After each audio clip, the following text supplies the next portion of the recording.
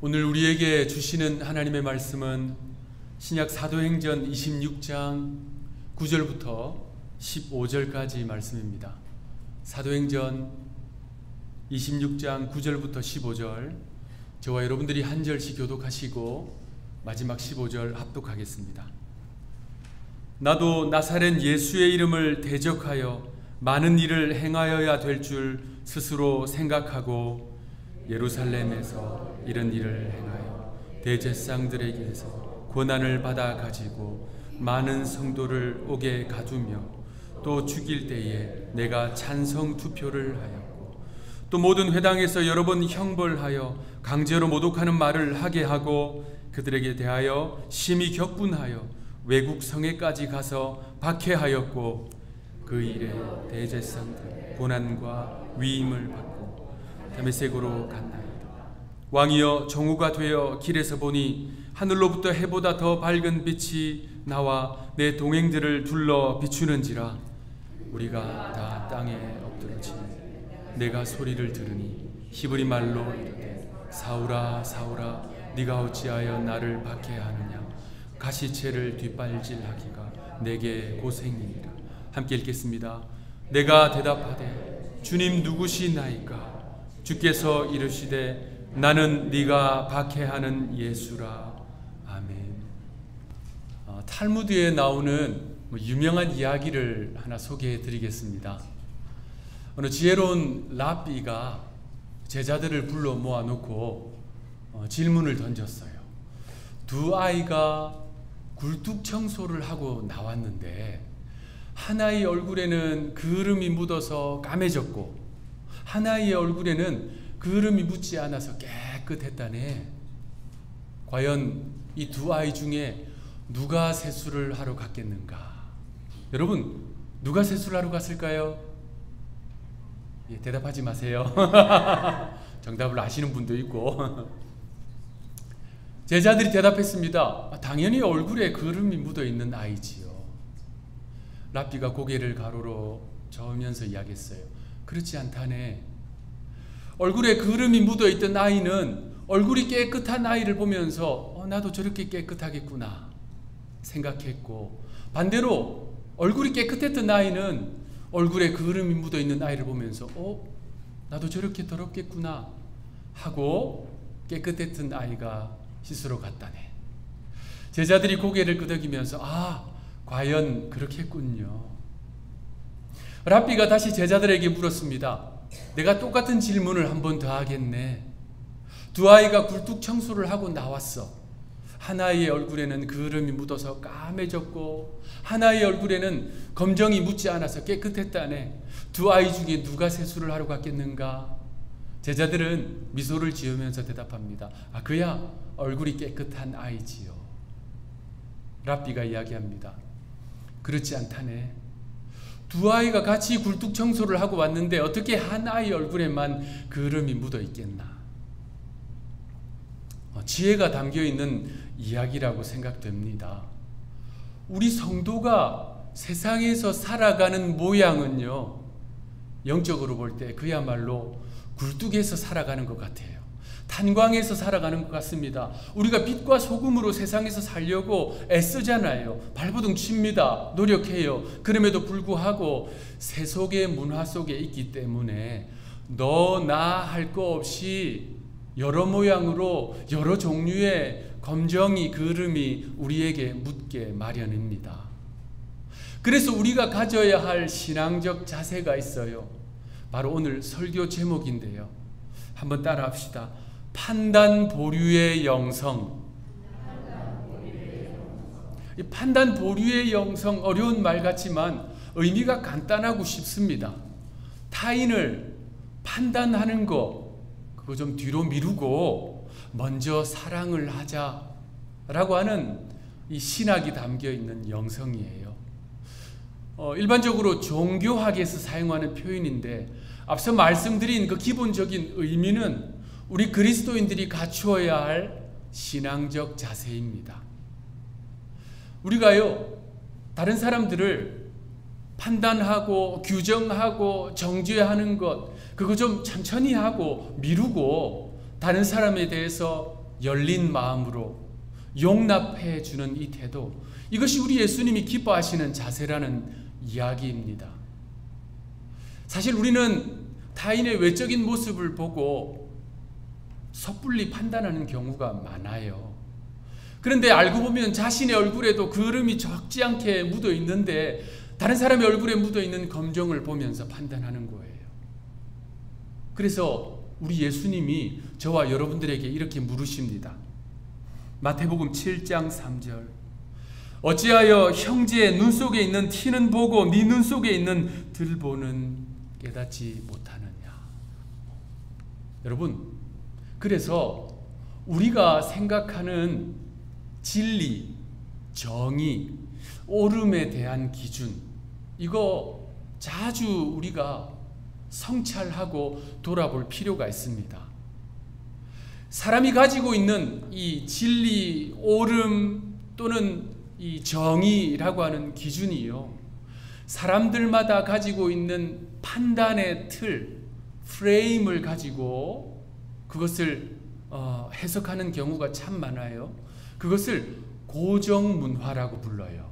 고정문화는 누구나 다 가지고 있거든요. 이 고정문화가 뭐냐면요, 사람이 태어나서 성장하는 환경과 과정 속에서, 그러니까 부모로부터, 형제로부터, 또 이웃으로부터, 사회로부터 영향을 받으면서 살아가잖아요. 그러면서 가지는 이 해석의 틀, 그것을 고정문화라고 부릅니다. 사람들은 그러한 고정문화로 해석하는 진리, 옳음, 의, 이것은요 진짜 진리이기보다는 유사 진리일 가능성이 크다는 거예요. 그래서 자신이 가지고 있는 이 진리, 옳음, 바름에 대한 틀을 늘 점검해야 한다는 거예요. 성경을 해석하는 부분에 있어서도 마찬가지입니다. 그래서 검증된 신학교가 중요하고요, 목회자가 그곳에서 신학훈련, 성경 해석훈련, 목회훈련을 성실하게 감당하는 것이 매우 중요하고 가치로운 것이지요. 마음의 해부학이라는 책이 있습니다. 토마스 해리스라고 하는 유명한 미국의 정신과 의사, 대학 교수예요. 그분이 쓴 책인데요, 이분이 원래는 미 해군 군인이었어요. 의사다 보니까 군의관이었습니다. 이분이 어디에서 군복무를 했냐면 하와이 진주만 기지에서 복무를 했어요. 근데 이분이 복무를 하는 동안에 무슨 일이 있었을까요? 진주만 폭격이 있었어요. 얼마나 많은 군인들이 희생됐습니까? 그런데 이분이 극적으로 살아남았어요. 그리고 제대를 하고 군 전역을 하고 이제 대학 교수로, 정신과 의사로 활동을 했습니다. 그러면서 쓴 책이 마음의 해부학이라는 책이에요. 수십 년 전에 쓰여진 책인데도 지금도 정신과 또는 이 심리학에 있어서 고전으로 인정받는 아주 유명한 책입니다. 원래는 영어로 쓰여졌겠지요. 그래서 영어 제목이 I am good, you are good 입니다. I am okay, you are okay 예요. 네, 저도 헷갈릴 때가 있죠. I am okay, you are okay. 그런데 이 책에서 저자는요, 네 종류의 태도를 설명해줘요. 자신을 해석하는 또는 타인을 해석하는 이 네 종류 설명해 드릴 테니까 잘 들어보세요. 첫 번째는 자기 부정, 타인 긍정이에요. 그래서 그 책에는 영어로는 I am not okay, you are okay 이렇게 되어 있어요. 두 번째는 자기 부정, 타인 부정, I'm not okay, you are not okay 이렇게 되어 있어요. 세 번째는, 제가 짧은 영어지만 최선을 다해서 하고 있습니다. 세 번째는 자기 긍정, 타인 부정. 그럼 뭘까요? I'm okay, you are not okay. 네 번째는 자기 긍정, 타인 긍정. 그래서 I'm okay, you're okay. 정신과 교수로, 정신과 의사로, 이 정신과적으로 또는 이 심리적으로 제일 건강한 상태가 무엇이냐, 그것은 네 번째라는 거예요. 자기 긍정, 타인 긍정. I'm okay, you are okay. 이것이 제일 건강한 정신 또는 심리 상태라는 거예요. 자기도 긍정하고 타인도 긍정해주는. 그런데 사실 구속사적 관점에서 봤을 때, 구원의 관점에서 봤을 때는 2번이 맞아요. I'm not okay. You are not okay. We all not okay. So we need Jesus our Savior. 이게 맞는 말이지요. 나도 죄인이고 너도 죄인이고 우리 모두는 구원을 받을 길이 없기 때문에 구속자 예수 그리스도가 필요합니다. 이게 진리입니다. 그러나 일반적인 관점에서 봤을 때는 I'm okay, you're okay. 이게 건강하다는 거예요. 그런데 이 책의 저자는 우리가 참 기피해야 할, 조심해야 할 태도가 있다. 그것이 바로 세 번째예요. 세 번째, 자기 긍정, 타인 부정. I'm okay. 나는 옳은데 넌 틀렸어. 난 의로운데 넌 의롭지 않아. 난 정의로운데 너는 불의해. 이러한 태도는요, 자기도 힘들게 만들고 타인도 괴롭게 만든다는 거예요. 그래서 이 의사는 그러한 태도를 계속 고수하는 것은 치료가 필요한 환자의 상태다라고 이야기를 해줍니다. 그런데 이런 생각을 가지는 이유가 있어요. 그것은 정의의 기준을 자기가 가지고 있기 때문이에요. 이 정의의 기준으로, 이 정의의 잣대로 타인을 자꾸 규정을 하기 때문에 자꾸 그가 하는 말은 비판의 말, 판단의 말, 규정의 말, 정죄의 말을 한다는 것입니다. 그런데 그렇게 되면 앞서 말씀드린 대로 자신의 인생도, 함께하는 가족도, 공동체도, 사회도 이 관계가 어그러진다는 이야기예요. I'm okay, you are okay. 이게 공동체도 살리고 자신도 타인도 행복하게 만드는 해석의 틀이라는 것입니다. 우리 옆에 계신 분들 손 한번 잡아주시면서 이렇게 한번 따라합시다. I'm okay, you are okay. 이렇게 바꾸어 말하면 타인에 대해서 판단을 보류하고 먼저 사랑해주는, 오늘 설교 제목대로 판단 보류의 영성이 필요하다는 이야기예요. 그런데 과거의 사도 바울, 다메섹 사건 이전의 사도 바울은요, 전형적인 세 번째 사람이에요. I'm okay, you are not okay. 난 옳아. 그는 항상 그 확신 가운데 있었어요. 오늘 본문은 사도 바울이 그러했던 자신의 과거를 설명해 주고 있어요. 가이사랴의 총독 베스도가 새롭게 취임을 했는데 그를 축하하기 위해서 분봉왕 헤롯이 찾아왔습니다. 그래서 이 총독은 헤롯 왕에게 이 사도 바울 재판을 어떻게 하면 좋겠습니까? 라고 조언을 구했어요. 그랬더니 이 헤롯 왕이 바로 재판을 열었어요. 그러면서 바울에게 자신을 변호할 수 있는 기회를 줬습니다. 사도행전 26장 1절 2절 우리 합독해서 읽겠습니다. 시작. 아그리빠가 바울에게 이르되 너를 위하여 말하기를 내게 허락하노라 하니 이에 바울이 손을 들어 변명하되 아그리빠 왕이여 유대인이 고발하는 모든 일을 오늘 당신 앞에서 변명하게 된 것을 다행히 여기나이다. 변명이라는 표현을 썼지만 정확히는 변호입니다. 바울은 자신에게 주어진 그 변호의 기회를 감사하게 여겼습니다. 그러면서 자신이 살아왔던 삶, 걸어왔던 그 길을 쭉 설명해 줘요. 자신의 과거의 모습이 어떠했는가. 그것이 앞서 우리가 교독했던 9절부터 12절 말씀이에요. 우리 그러한 이해를 가지고 이 본문 다시 한번 교독하겠습니다. 저와 여러분들이 한 절씩 9절부터 12절.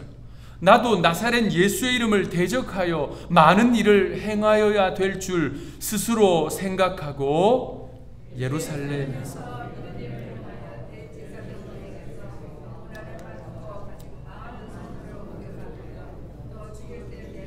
찬성 투표를 하여 또 모든 회당에서 여러 번 형벌하여 강제로 모독하는 말을 하게 하고 그들에 대하여 심히 격분하여 외국 성에까지 가서 박해하였고 그 일로 대제사장들의 권한과 위임을 받고 다메섹으로 갔나이다.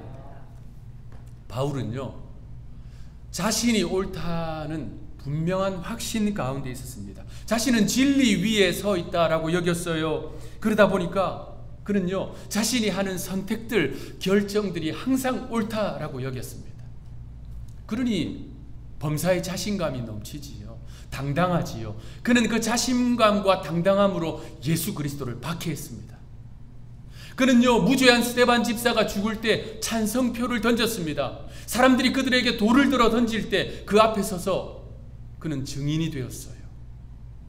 그리스도인들을 많이 잡아서 옥에 가두었습니다. 그러면서 예수 그리스도 이름을 모독하도록 압박하고 협박했어요. 그런데 이것으로 성이 차지 않았습니다.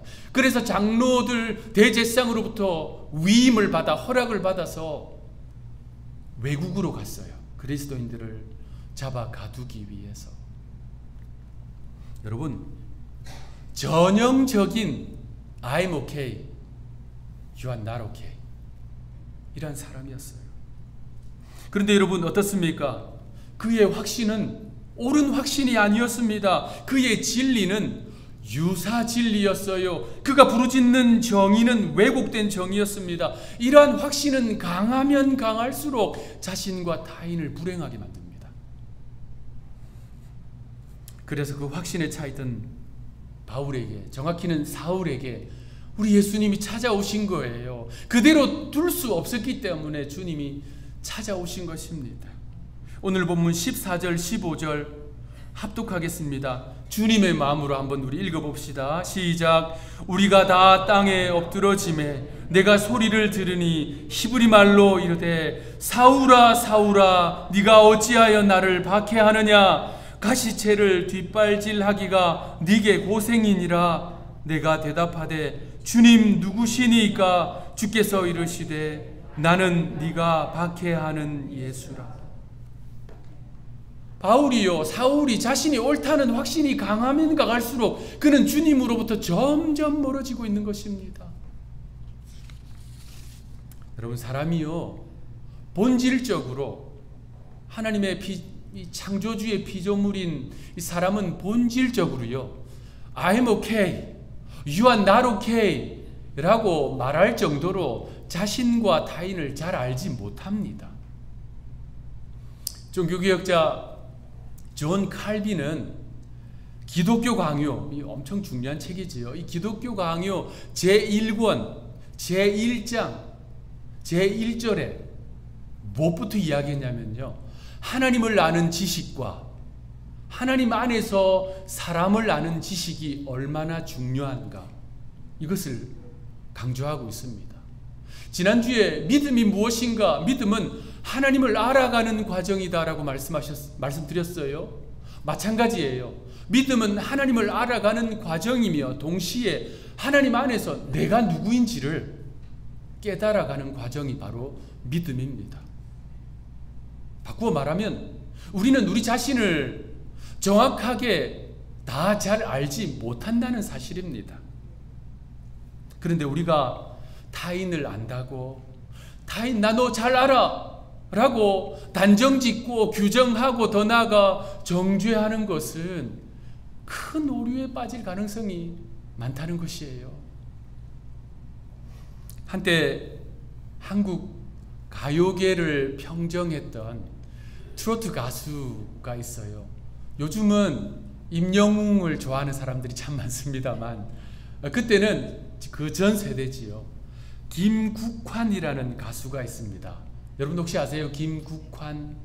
그분의 네다섯 분 정도가 아신다고 대답하셨는데 그 가수의 대표곡이 타타타라는 곡이에요. 그 가사가 꽤 괜찮더라고요. 산다는 건 좋은 거지 수지 맞는 장사잔소 알몸으로 태어나서 옷 한 벌은 건졌잖소. 참 철학이 담겨있는 가벼운 가사는 아닌 것 같아요. 그 노래가 이렇게 시작하더라고요. 네가 나를 모르는데 난들 너를 알겠느냐? 한치 앞을 모두 몰라 다 안다면 재미없지. 제가 오늘 설교와 관련해서 이 노래를 불렀는데 이쪽 분단에 한 4분 정도, 이쪽 분단에 한 5분 정도는 목사님 저 그런 노래 전혀 모릅니다, 그런 노래 싫어해요, 이런 눈빛으로 저를 바라보셨어요. 이렇게 세속적이고 타락한 노래는 저만 알고 거룩하신 여러분들은 잘 모르시지요. 저도 오늘 설교 준비하느라 들었습니다. 이 노래 조금 전에 말씀드린 그 가사에는 오늘 설교와 관련해서 지혜가 담겨 있는 것 같아요. 너가 나를 잘 모르듯이 나도 사실 너를 잘 몰라. 자기 자신도 우리가 다 모르는데 타인을 안다고 단정을 짓는 것은, 이것은 정말 앞서 말씀드린 대로 자주 우리가 빠지는 오류가 될 수 있다는 것입니다. 오늘 설교와 관련해서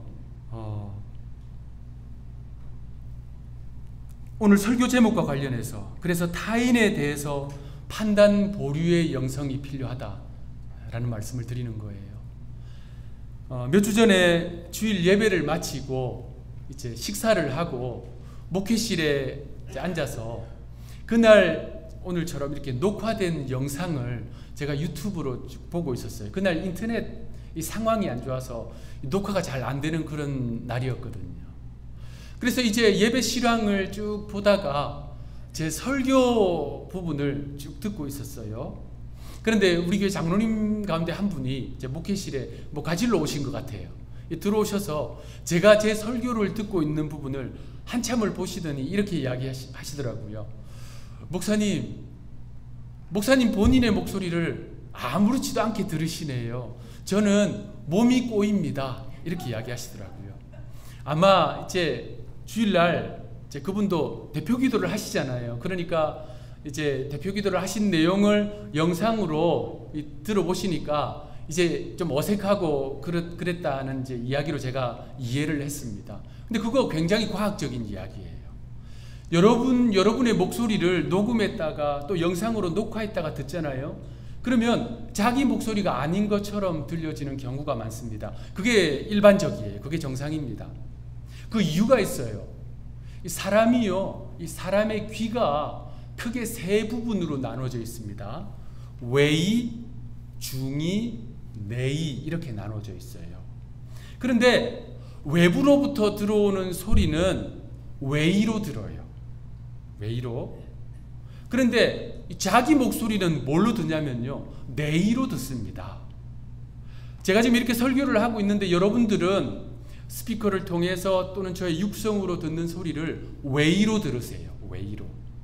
근데 저는 제 목소리를 뭘로 들을까요? 내이로 듣고 있어요.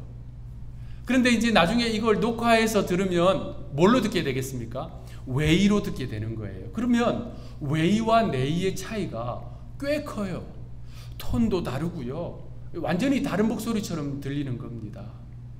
저도 그래서 한동안 제 설교나 예배 인도한 걸 들으면요, 이게 어색하고 불편하니까 손가락 발가락이 오그라들고 몸도 꼬이고 이렇게 했는데 19년 동안 그걸 지금 하고 있으니까 이게 오그라들 손가락 발가락 다 오그라들었고요, 꼬일 몸이 다 꼬였어요. 그래서 이제 더 이상 꼬일 게 별로 없습니다. 여러분, 사람이요, 자신의 목소리조차도 이렇게 다르게 들릴 수 있어요. 그래서 내가 아는 나와 타인이 아는 내가 완전히 다를 수 있다는 것입니다. 달라요. 그래서 우리는요, 자신을 잘 모릅니다. 알아가는 과정이에요. 다른 사람은 훨씬 잘 몰라요. 그런데 과거의 사도 바울은 어땠나요? 그는요, 자신을 잘 안다고 생각했습니다. 그리고 타인도 잘 안다고 생각했어요. 그리스도인들을 잘 안다고 생각했습니다. 그는 그 확신 가운데서 박해를 저지른 거예요. 그가 언제까지 이 오류에 빠져 있었습니까? 예수님이 찾아오실 때까지요. 예수님이 찾아오셔서 하소연하실 때까지요. 나는 네가 박해하는 예수다. 영어에 이런 표현이 있습니다. good uncertainty 그리고 bad certainty. 번역하자면 좋은 불확실성 그리고 나쁜 확실성입니다. 나의 확신이, 내가 주장하는 진리가, 내가 외치는 정의가 타인과 가족과 이웃과 공동체를 고통스럽게 할 수 있다는 거예요. 오늘 본문의 사도 바울의 과거의 모습처럼 말입니다.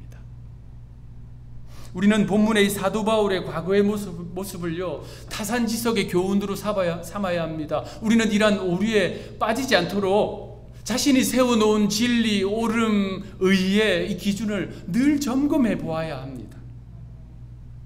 타인을 판단하는 것을 보류하고 규정하는 것을 가능한 뒤로 미루어야 합니다.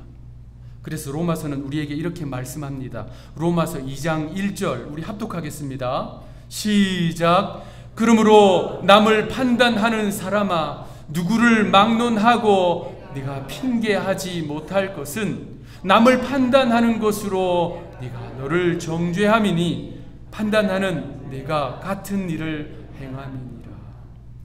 굉장히 무거운 말씀이에요. 그런데 우리는 타인을 판단하는 대신에 사랑하는 마음, 열린 마음, 이해하는 마음, 용서하는 마음, 용납하는 마음을 가져야 하는 것입니다. 그것이 우리 그리스도인들이 갖추어야 할 성숙한 신앙 인격입니다. 말씀을 마무리하겠습니다. 언젠가 주일에 예배를 다 마치고 또 모든 모임을 다 마치고 교인들이 이제 귀가하실 때 제가 저 밖에 있는 문 입구에서 교인들 배웅에 드렸어요. 특별한 일이 없으면 귀가하시는 성도들 제가 배웅을 해드리는데 그날 어떤 성도님이 이제 나가셔서 악수를 하고 문 밖으로 나가서 차로 이렇게 걸어가고 있었거든요. 그런데 그날따라 그분의 뒷모습이 보이더라고요. 그런데 그 뒷모습을 보는데 그분의 이 오른쪽 어깨가 약간 이렇게 기울어져 있어요. 그 모습을 한참 바라보았습니다. 화려한 앞모습, 이 조명이 비치는 이 밝은 앞모습이 아니라 그 사람의 뒷모습이 보일 때, 그 사람의 등이 보일 때, 굽은 등이 보이고 기울어진 어깨가 눈에 들어올 때, 그때가 진짜 사랑을 깨달은 때이다 라고 하는 어떤 분의 책의 내용이 떠올랐습니다. 사랑하는 성도 여러분, 그리스도의 사랑으로 타인에 대해서 열려있는 그 마음, 그곳이 바로 하나님이 현존하시는 장소이며 하나님이 그 속에 계신 성도의 모습입니다. 오늘 설교 제목대로 타인에 대해서 판단을 보류하는, 미루는 이 영성을 가져서 그리스도의 사랑을 실천하는 저와 여러분들, 우리 교회, 여러분의 가정, 여러분의 직장이 되기를 구주 예수님의 이름으로 축원합니다. 기도하겠습니다. 주님께서 우리를 즉각적으로 판단하시고 규정하시고 정죄하시고 심판하셨다면 그 누가 하나님 앞에 서 있을 수 있겠습니까? 우리 주님의 참으심, 길이 참으심, 오래 참으심이 있기 때문에 우리가 하나님 앞에 이렇게 나와 경배드리고 구원과 천국을 소망할 수 있는 줄로 믿습니다.